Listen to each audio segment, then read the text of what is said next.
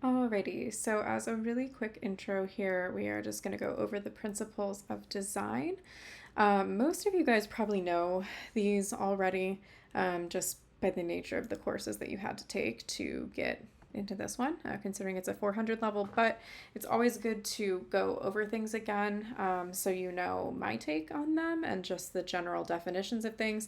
And then you are more than welcome to use this and sort of have it as a reference guide around in case you need things, or need to refresh on what these are. So, principles of design, an introduction to things you probably know, but in case you don't know them, there's some context for you. We're going to go back to basics. As this kind of like preface to this course in general. So before we dive into the meat of things, it's vital to know all of these definitions and principles of design to be able to analyze work, which could be yours, could be other people's. It could be that you're walking around in a museum and just want to think a little bit critically about pieces, or it could be that you're in one of the arts courses and you're doing a critique and you need to actually be able to, string together a sentence or two about work that you made or your classmates made. So typically the analysis is what people really get hung up on, both student and professional. You'd be really surprised how many people out in the working world just can't talk about what they made or why they made the choices they did. Even things as simple as color choice or font choice if we're talking about design, but really these apply to anything in art, and we need to be able to talk about what we make. That's how we get better, and it just looks better if you can talk about the reasoning behind choices you made. We often innately know that we do or don't like a piece of work, but how can we begin to put those feelings to words and assign concrete reasoning to them? That's kind of the goal of this course, I would say, as a summary. We're going to be talking about history of design, of course, that is, we go through all these movements, all these different phases of art and design that are really crucial to understand how we got to where we are now. But it's also that we need to make sure we can talk about work and write about work and have any old piece put in front of us, even if we have never seen it before, we don't care for it, or we love it. We need to be able to talk about it all the same and write about it in this case. Why should you care about any of this? I guess that's the question that you get a lot with art history courses, or any course that has a lot of writing, I think. And I don't really blame you. It's hard to look at a course and see that you're going to be assigned, you know, a little writing assignment every week. It's a lot of writing, but you kind of have to embrace it. It's one of those really vital things. Um, Art and any sort of creative industry for that matter, you cannot get away working in it. You can't avoid it. You can't avoid not talking about things. You can't avoid not writing about things. Um, and you have to be able to do that analysis. And I think writing is maybe the best way to do that. There's less pressure about having to speak about work in front of people. There's less pressure to have to come up with thoughts on the spot. Writing, you can really take time and ponder things. So that's why there's writing in this course. We're going to look at a lot of things. We're going to write about a lot of things. And it doesn't necessarily have to be that you're making a groundbreaking analysis about something. It's just important to have some kind of opinion on something and be able to talk about why. Analyzing the work of prominent design figures that we talk about will benefit your work and how you speak about your work. You are basically training yourself through that process. And it is, again, surprisingly rare and a valuable skill out in the professional world. You will shine if you can do that in any interview, in any art or design setting. I also think art history is cool, but that's me. So beginning the principles of design, you can apply any of these guys that we cover to your favorite medium of choice. If it is not design, even though it's called the principles of design, most of the examples that we have here are actually going to be what we would think of as fine art. They apply to anything really though. So don't let the word design trip you up, or, keep this out of your lexicon for any other art that you make. So first up is going to be balance. Balance refers to the distribution of visual weight in a piece of art. That weight could come from the use of various colors, textures, the presence or absence of space, font usage in the case of design, distribution of objects, etc. Lots of things can create or take away from a piece's overall balance. When we're talking about definitions, there's 3 types of balance: symmetrical, asymmetrical, and radial. Symmetrical balance is going to be Joseph Albers' homage to the square apparition in this case. A lot of people look at this work. This is probably one of those classic examples of work that people kind of look at and think, I can make that. But it's really an excellent color study. He did a ton of these. You've probably seen them before. If not, I have an excellent book on Joseph Albers that I can upload for you guys onto the canvas just to take a peek at. But it's perfectly symmetrical. On each side, there's an equal amount of space, or as much as you can make it perfectly symmetrical when you're doing this by hand. So it really, aside from the top and bottom being weighted a little bit differently, it still has that very symmetrical feel when you're looking at it horizontally. Asymmetrical, we have René Magritte, The Banquet. This is one of my favorite paintings. And a lot of these have little touches. There's a touch of symmetrical, perfectly symmetrical in here, especially with that red sort of circle right in the middle. But otherwise, you have this sort of offset column here. The tree line is not perfect. Even the color distribution is a little bit different. So I would classify this as asymmetrical. Most of these you can also make arguments for a bunch of different cases, or they could be multiple. So, and then a film example. So this is Stanley Kubrick's 2001: A Space Odyssey, a really great film if you haven't seen it. Very, I would say, designy, very designed film.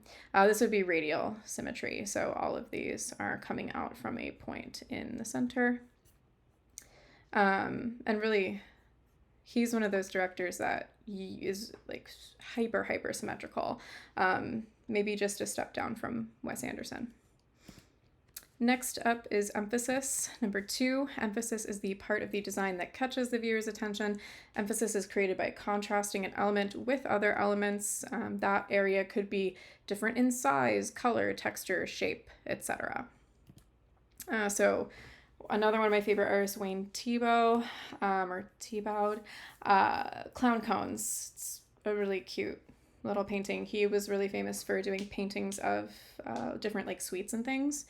If you're into that kind of genre of pop art, you should check it out. This one I use as an example of this just because the little red candy noses, you immediately know what to focus on in the composition. Both of them kind of have equal weight. There's not one clown cone that's more important than the other, but the red noses just immediately, you know where you're supposed to be looking. Movement. Number 3, movement is the path the viewer's eye will take through the work of art.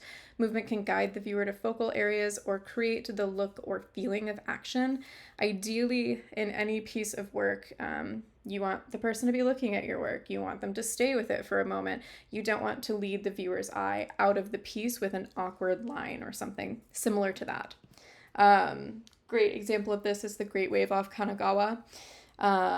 Really classic print. So you have this wave shape here. This is what you're going to focus on in here.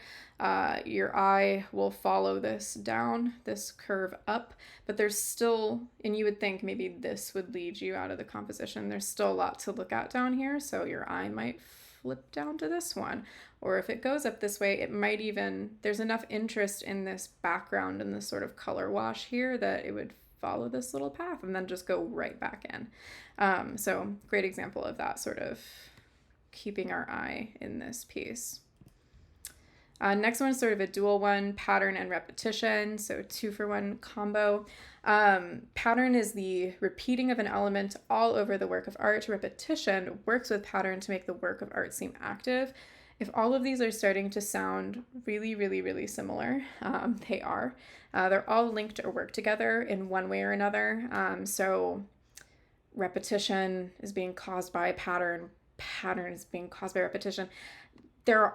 Eventually they all get to be the same thing.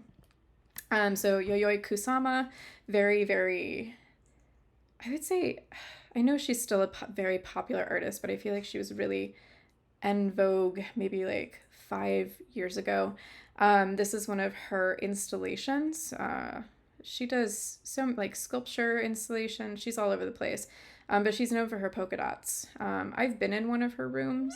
They are, oh, sorry if you heard my cat. I've been in one of her rooms. They're kind of crazy to look at, and they're even more overwhelming to be in. She uses mirrors, like this one in the center, to make that pattern that's all encompassing even more kind of claustrophobic almost. At least I think it feels claustrophobic. This title is meant to be in all caps also, so something to think of when you're titling your work. The spirits of the pumpkins descended into the heavens. This is both pattern and repetition. The pattern is the polka dots. The dots are repeating. The repeating is all over the room. The patterns, I don't know. You get the gist. Next one that's a super traditional pattern, I would say, is William Morris. We're going to talk about William Morris at pretty great length when we get to the arts and crafts movement soon enough. He was kind of the father of the arts and crafts movement. Like a slowing down of art and design, I would say. This is called The Strawberry Thief. The reason it's a great example of a pattern is he designed wallpapers, and wallpapers generally are those perfectly repeating patterns. So this guy could be tiled. The full size of it could be tiled pretty endlessly. So I love his work. It's really fabulous, all hand painted too, as a fun fact. Rhythm in here is our next one, number 5. Rhythm refers to the visual movement or flow within a piece of art. It's similar to how you'd think of rhythm in music, I would say. Rhythm can be created by including pattern, repeating forms, using color throughout a piece, etc. It also arises through the repetition of patterns. So we're right back to the one we just talked about. They're all the same. This is a low-res photo, but Vincent van Gogh, Undergrowth with Two Figures. This is one of the maybe less appreciated, at least I think, Van Gogh pieces. Again, these lines are very rhythmic, kind of jumping. The strokes and brush strokes and line weight and color have a lot of personality. There's a lot to see in this piece. It has a really great movement to it. Your eye can go throughout. I think that sort of encompasses that idea of rhythm. Proportion is our next one. Proportion is the relative size and scale of the various elements within a design. Does everything feel proportional, or is something too big or too small? It's kind of the Goldilocks effect of there is some perfect medium in there, a mix of all of those. Perfect kind of case, Piet Mondrian, one of the classic compositions. These are incredibly hard to find like an actual composition of online, because everything out there is just like a reproduced poster now, or like a redone graphic of it. It's kind of crazy, but this is one of the full sizes of the composition. You can kind of even see the edge of the canvas up here. Despite all of these, even these two are kind of different sizes. Despite all of these being different sizes and taking up different amounts of this canvas, it still feels like a very normally weighted composition, and that's through giving some of these boxes here breathing room, being white, and then these little bits of color throughout, and then this obviously gigantic red one leaning a little bit more towards center. You could also argue it's kind of playing into the almost like rule of thirds-ish kind of scope of photography, where there's focal points sort of smattered throughout, but overall it has really good sort of a weight and feel to it because of those proportional decisions. Variety, number 7, is the use of several elements of design to hold the viewer's attention and to guide the viewer's eye through and around the image. As a note, for all of these, you don't have to incorporate every single one to make a successful piece. So when we're thinking of like the Campbell's soup can, Andy Warhol, classic piece, that's just one thing. Obviously there's color choice and a lot of different line weight and play into that, but that is just like one singular focal point, almost an image. So I would not say like some of these might be in play, but it's still a very successful and interesting piece depending on preference. So you don't have to be constantly sort of like laboring over the idea of how do I make sure my piece like ticks all of these boxes. If you make a composition you like, this is all probably in play one way or another. So variety here, Gustav Klimt, portrait of Adele Bloch-Bauer first. This is a really beautiful piece. You also can't really see one element of it, that is, there's gold foil, so it has this very mirror-like reflective property. All these different shapes, all these different swirlies and squiggles and colors and eyes and everything, and then there's her in the middle, and this is rendered really beautifully. Everything else is very graphic. I think it's a perfect example of that kind of successful use of all these different types of lines and forms. And for the last one, you have harmony. Number 8, harmony is achieved when all the elements of your work come together in a unified way, which is very, very vague. There's plenty of ways to get to harmony. You might carefully choose to emphasize certain colors or particular marks you make. Maybe it's the way you use mostly smooth curves or jagged edges. You might see this referred to as unity also. And again, with what I just said, if you are really thinking about your composition, you're actively making choices. You're thinking about why you're making those choices. You will have achieved a composition that has harmony, which is usually the end goal, harmonious composition. So I don't have an example for that because all of these, I would say, that we've gone through over the course of this, I'm not going to go back through everything, I would say they all are very harmonious. They're successful, well-known artworks.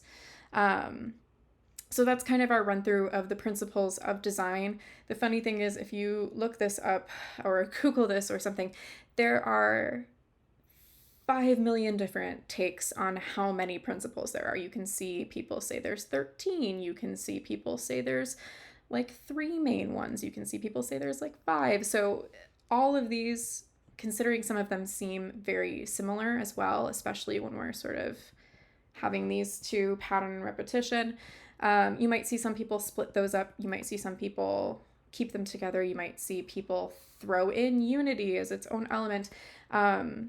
Just goes to say, if you get all these concepts, sometimes you don't necessarily even need to put this very formal name to it. If I was talking about a piece that I made that had little dots of red throughout, that would be incorporating rhythm. But if I was in a critique or something like that, or explaining my choices to somebody, I wouldn't say, well, I wanted to put rhythm in this piece. I would just say the red is intended to lead your eye through the piece, something like that. So you don't need to be applying these words quite so literally to everything, but just hold them in your head, hold them in your heart, and think about them while you are looking at pieces in this class and making work in the future. So if you have questions about this, feel free to let me know. These are probably concepts you've heard of before. And of course, if you're navigating through pieces when we move forward in this course and you're sort of thinking it exhibits one of these, but you're not too sure, I'm more than happy to talk about it with you. So that's going to be all for this little lecture on the principles of design.